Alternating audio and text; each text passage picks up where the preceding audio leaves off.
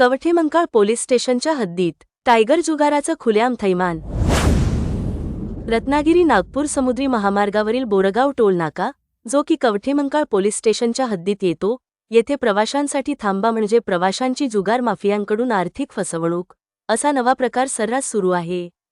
चहा नाश्ता किंवा फक्त विश्रांतीसाठी थांबलेले प्रवासी यांना टायगर जुगार नावाच्या अवैध जुगार खेळात आमिष दाखवून ओढलं जातं आणि सरळ आर्थिक लूट केली जाते। प्रवाशांच्या बस थांबतात आणि त्याच संधीचा फायदा घेत ही टोळी सक्रिय होते। सर्वात गंभीर बाब म्हणजे हा सर्व प्रकार कवठेमंकाळ पोलीस स्टेशनच्या हद्दीत खुलेआम सुरू आहे।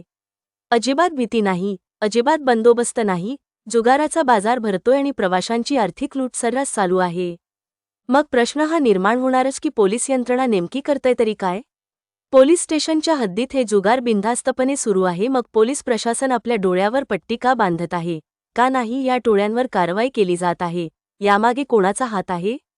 प्रवाशांच्या सुरक्षिततेला यंत्रणांचं रक्षण मिळणार की नाही? असे बरेच प्रश्न जनतेच्या मनात उद्भवत आहेत आणि ह्या प्रश्नाचे उत्तर पोलीस प्रशासनानेच द्यावेत अशी मागणी सर्वसामान्य नागरिक जे या सर्व जुगार माफियांकडून त्रस्त झालेले आहेत, हे करत आहेत। पोलीस प्रशासनाने या सर्वसामान्य जनतेला त्यांच्या तक्रारीला तात्काळ गांभीर्याने घेऊन याची दखल घ्यावी अशी अपेक्षा जनता करत आहे।